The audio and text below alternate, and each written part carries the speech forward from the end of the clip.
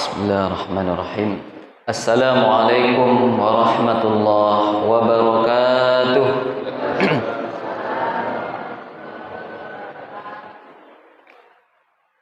Innal hamdalillah nahmaduhu wa nasta'inuhu wa nastaghfiruh wa na'udzu billahi min shururi anfusina wa min sayyiati a'malina. May yahdihillahu fala mudilla lahu wa may yudlil fala hadiya lahu. Asyhadu an la ilaha illallah wahdahu la syarika lah wa asyhadu anna sayyidana Muhammadan abduhu wa rasuluh. Allahumma salli wa sallim ala sayyidina Muhammad wa ala alihi wa sahbihi ajma'in. Rabbi israh li sadri wa yassir li amri wahlul 'uqdatam min lisani yafqahu qawli. Rabbi zidna ilman warzuqna fahman. Bersyukur kita kepada Allah Subhanahu wa taala dengan mengucapkan alhamdulillahirabbil alamin atas segala limpahan rahmat dan nikmat yang Allah berikan kepada kita sehingga sampai pada subuh yang berbahagia ini kita sempat kembali datang ke masjid yang kita cintai ini dalam rangka mendekatkan diri kita kepada Allah Subhanahu wa taala. Semoga kita selalu diberikan oleh Allah Subhanahu wa taala nikmat yang begitu banyak dan nikmat itu dapat kita pergunakan ke jalan yang diridhoinya. Amin ya rabbal alamin. Belakang daripada itu salawat beriring salam tak lupa juga buat Nabi kita Nabi besar Muhammad sallallahu alaihi wasallam dengan mengucapkan Allahumma salli ala sayyidina Muhammad wa ala ali sayyidina Muhammad. Assalamu alayka ya Rasulullah, assalamu alayka ya Habiballah. Saudara kaum muslimin, bapak-bapak dan ibu-ibu jamaah salat subuh yang dirahmati Allah Subhanahu wa taala. Baik, pada subuh kali ini kita akan membahas tentang masalah ciri-ciri ataupun tanda-tanda orang yang mendapatkan kebahagiaan. Kalau beberapa waktu yang lalu kita menyampaikan tentang masalah ciri-ciri ataupun tanda-tanda orang yang mendapatkan kecelakaan ataupun hidupnya celaka, kita ulang sedikit, di mana kemarin kita sampaikan yaitu ada 4 tanda orang yang hidupnya celaka, yang kita dasari dari hadis Rasulullah SAW, arba'un minasyiqa, jumudul ain wa qaswatul qalbi wa hirsun wa tulul amal. Yang mana kita sampaikan waktu yang lalu ada 4 tanda-tanda dari orang yang mendapatkan ataupun hidupnya celaka. Yang pertama jumudul ain, yaitu mata yang kering dari tidak pernah menangis atau menyesal atas kesalahan-kesalahannya. Yang kedua adalah wa qaswatul qalbi, hati yang keras. Yang ketiga wa hirsun, orang yang tamak, rakus. Dan yang keempat adalah watulul amal, orang-orang yang panjang angan-angannya. Nah, pada subuh yang berbahagia ini kita awali dari sepotong hadis riwayat dari Dailami. Arba'un minas sa'adah. Kalau kemarin arba'un minas syiqaq. Kalau sekarang kita awali dari 4 tanda dari orang yang mendapatkan kebahagiaan. Kebahagiaan di sini yang dimaksud oleh Rasulullah adalah kebahagiaan di dunia. Dia mendapatkan kebahagiaan di dunia. Arba'un minas sa'adah al-mar'u an takuna zaujatuhu salihah. Yang pertama, tanda orang yang mendapatkan kebahagiaan itu kata Rasulullah, orang yang mendapatkan pasangan yang soleh. Jadi ini yang pertama tanda orang yang mendapatkan kebahagiaan dunia. Dia mendapatkan pasangannya soleh. Kalau bapak-bapak tentunya mendapatkan istri yang soleha. Kalau ibu-ibu tentu mendapatkan suami yang soleh. Ini orangnya insya Allah bahagia. Yang kedua, wa auladuhu abrara. Yang kedua adalah anak-anak yang baik, yang taat. Jadi setelah mendapatkan pasangan yang soleh ataupun soleha, kemudian dia mendapatkan keturunan anak yang baik, anak yang taat, soleh ataupun soleha juga. Kemudian berikutnya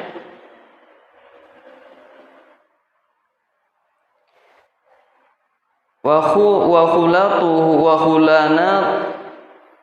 khulatanuhu solihaini, yaitu temannya orang-orang yang soleh. Dia berteman dengan orang-orang yang soleh. Dan yang keempat adalah wa ayyakuna rizqahu fi baladihi, dan dia mendapatkan rezekinya dengan mudah atau di negerinya sendiri. Kalau kita terjemahkan secara lurusnya, bahwa rezekinya itu berada di kampungnya sendiri. Artinya dia mendapatkan rezekinya dengan mudah.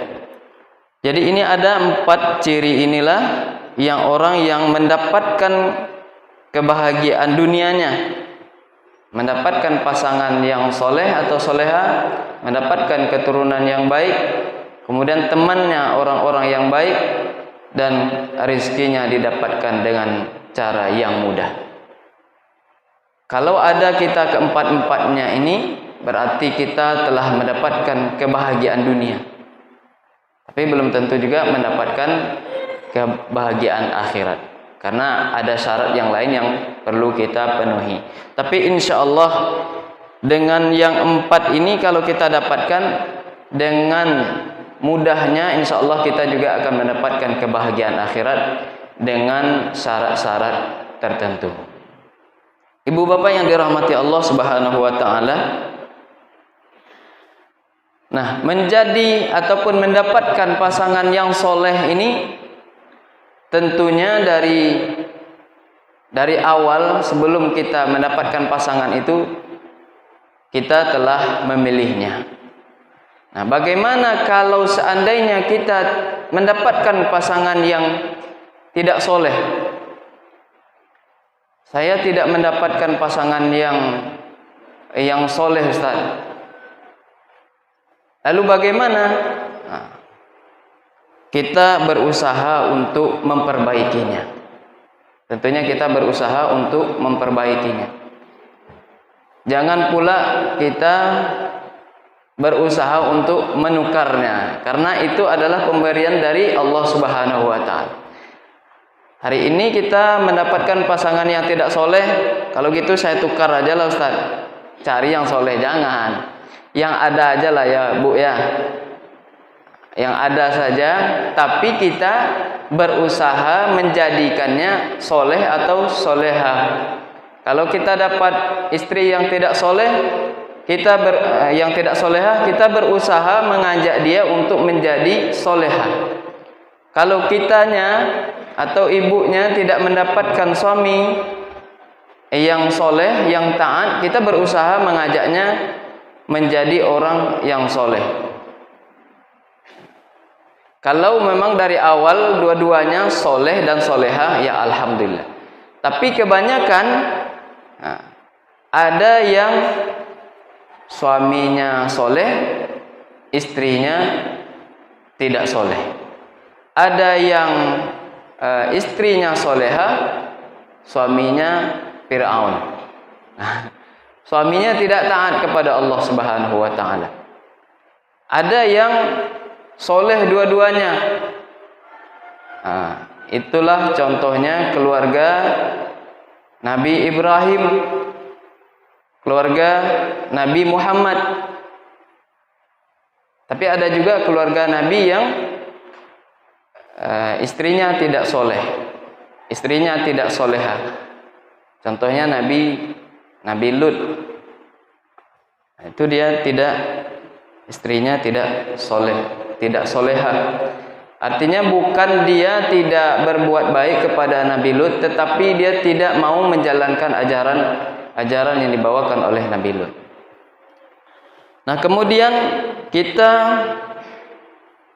mendapatkan anak yang soleh tentunya tidak mudah. Untuk menjadikan anak-anak kita ini menjadi soleh ataupun soleha, tidak bisa kita biarkan saja mereka berkembang sesuai dengan keinginannya, sesuai dengan lingkungannya, sesuai dengan keadaan yang ada. Tentunya dari kita usaha yang keras, dari kita harus ada upaya yang harus kita lakukan agar anak kita menjadi soleh, agar anak kita menjadi soleha. Kita masukkan dia ke sekolah agama yang mengerti dengan adab, akhlak, tingkah laku. Ini kita pantau terus. Ini terus kita lakukan setiap hari. Tidak bisa kita lengah. Kenapa? Karena apalagi di akhir-akhir zaman ini banyak sekali godaan agar anak kita tergelincir, bahkan kita orang tua pun begitu, tergelincir ke jalan yang tidak benar. Maka ini terus setiap hari kita pantau, kita awasi perkembangan anak kita agar tetap menjadi anak yang soleh. Karena kalau untuk membina karakter, membentuk, menjadikan manusia itu anak manusia, kalau istilahnya di dalam pendidikan, memanusiakan anak manusia, itu tidak mudah, tidak cukup kita lakukan sekali dua kali saja. Kalau kita membangun suatu gedung, suatu tempat, itu cukup kita lakukan sekali saja, selesai dia berdiri bangunan itu. Tapi untuk menjadikan anak-anak yang soleh dan soleha, membentuk karakter manusia itu, kita harus perhatikan setiap hari. Lengah saja kita sedikit, bisa berubah. Lengah saja kita sedikit, kembali lagi ke hal-hal yang tidak benar. Nah, kita harus ingat kembali kaji-kaji kita yang telah lalu, bahwa anak yang soleh ini adalah merupakan aset kita. Aset kita di dunia sampai ke akhirat nanti. Salah satu aset yang akan mengalir pahalanya kepada kita, amal solehnya kepada kita walaupun kita telah meninggal dunia. Dan jangan kita menganggap ini adalah beban saya, beban bagi saya anak-anak, bahwa ini memang adalah amanah dari Allah Subhanahu wa taala. Tapi kita harus ingat bahwa ini adalah aset yang paling berharga yang kita miliki. Di dunia saja dia bisa membantu kita, menolong kita berbagai macam persoalan. Nah, begitu kita meninggal, pahalanya ataupun kebaikan-kebaikan anak yang soleh akan tetap mengalir kepada kita. Walaupun mungkin secara tidak langsung, dia tidak mendoakan kita, tapi dengan perbuatan solehnya itu, orang tua akan tetap dapat aliran pahala ataupun perbuatan solehnya. Kemudian teman-teman yang baik, Nah, di dalam berteman ini besar sekali pengaruhnya terhadap perubahan tingkah laku dan akhlak kita. Kalau kita berkawan dengan orang yang baik, maka insya Allah kita akan melakukan hal-hal yang baik, mendengar yang baik-baik, melihat yang baik-baik, mengatakan yang baik-baik. Karena teman kita orangnya yang baik-baik, yang kita dengar kebaikan, kebaikan, kebaikan. Tapi kalau kita berkawan dengan orang yang tidak baik, nah, informasi yang kita dengar tentu yang tidak baik-baik. Isinya di dunia ini yang kita dengar orang tak baik aja. Kenapa? Karena kawan kita orang tak baik. Informasi yang dia sampaikan ke kita yang tak baik-baik saja. Yang penipuan lah yang dia sampaikan, pembunuhan, segala macam, berbagai macam hal-hal yang tidak baik yang kita dengar. Karena teman kita orang yang tidak baik, itu dunia mereka. Maka kalau teman kita orang yang tidak baik, kita menganggap dunia ini banyak orang tak baik. Kita menganggap dunia ini memang udah parah, tak ada orang baik lagi. Karena teman kita orang tak baik. Tapi kalau kita berteman dengan orang baik, oh ternyata banyak orang-orang baik di dunia. Kita sudah menjadi baik berteman dengan orang yang baik. Kalau kita bandingkan kebaikan kita dengan mereka, ternyata belum ada apa-apanya kebaikan kita dengan mereka. Mereka jauh lebih baik daripada kita. Mereka jauh lebih soleh daripada kita. Solat tahajudnya, duhanya, ngajinya. Kalau kita solat sunat kita sedikit, ternyata mereka tak putus-putus. Sedekah mereka, berbuat baik mereka. Nah, ini pengaruhnya besar terhadap kita. Maka kalau Nabi mengibaratkan orang yang berteman dengan orang lain itu adalah seperti orang yang berteman dengan orang yang menjual minyak wangi. Ketika orang minyak wangi itu menjual minyaknya, walaupun kita tak membelinya, tapi kita akan mendapatkan harumnya. Kita mendapatkan harum karena dia teman kita. Dan kemudian ibaratnya orang berteman dengan orang yang tidak baik itu ibarat orang yang berteman dengan tukang besi. Walaupun dia tidak ikut menjadi tukang besi itu, tapi karena dia berteman, setidaknya terkena percikan bara-bara api besi itu, ataupun dia setidaknya menghirup bau tidak sedap dari aktivitas tukang besi itu. Nah, ini ibaratnya yang diibaratkan oleh Rasulullah SAW, kita berteman dengan orang lain. Jadi terserah kita memilih dengan orang baik, maka insya Allah kita akan menjadi orang baik. Tapi kalau teman kita orang yang tidak baik, oh tidak apa-apa Ustaz, saya cuma sekedar mengetahui saja, saya berteman dengan semua orang. Kalau iman kita kuat, mungkin bisa-bisa saja. Tapi setidaknya sekuat-kuatnya iman kita, kalau kita berteman akrab dengan orang yang tidak baik, setidaknya kita ikut berbohong untuk membantu dia. Berbohong untuk membantu dia. Satu contoh sederhana saja. Kalau ada teman kita bermasalah dengan orang lain, lalu ini teman akrab, lalu ada orang yang bermasalah dengan dia tuh mencari dia, bertanya kepada kita, Bapak tahu nggak di mana dia? Kita sebenarnya tahu nih di mana keberadaannya, di mana tempat dia tinggal. Tapi karena dia teman baik kita, tentu kita tak akan menyebutkan yang sebenarnya di mana dia berada.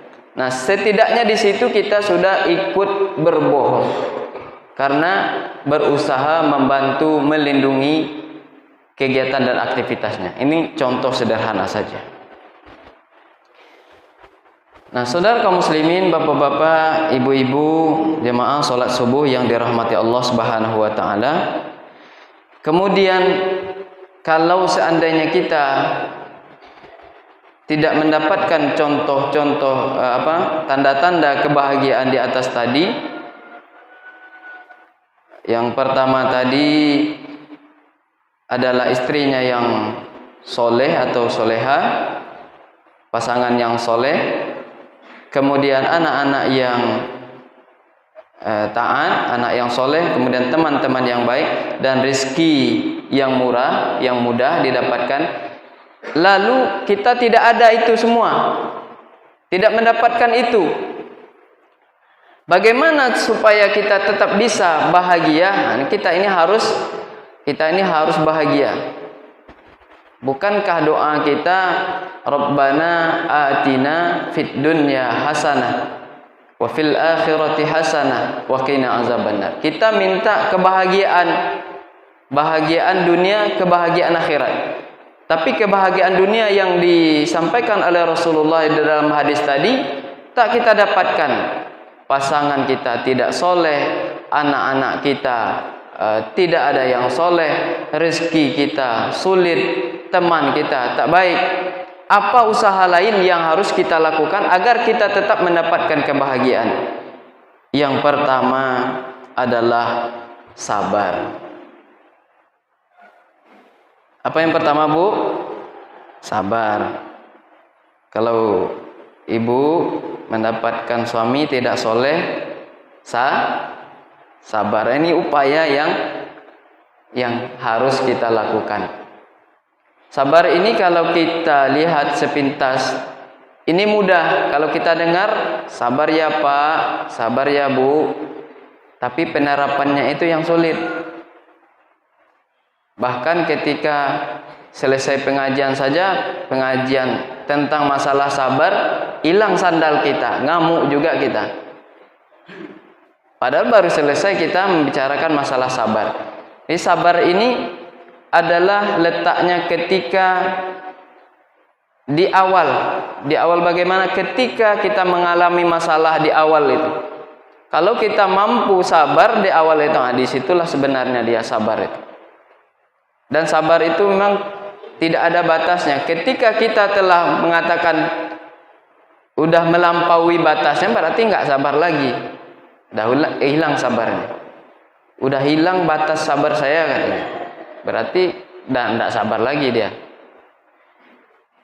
Nah, sabar di awal dan di akhir. Di awal kejadian masalah umpamanya. Satu contoh, kita kehilangan motor umpamanya.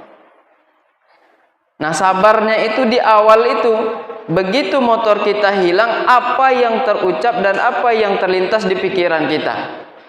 Apakah kita kembalikan kepada Allah, atau di saat itu yang terucap sumpah serapah kita terhadap orang yang mencuri motor kita?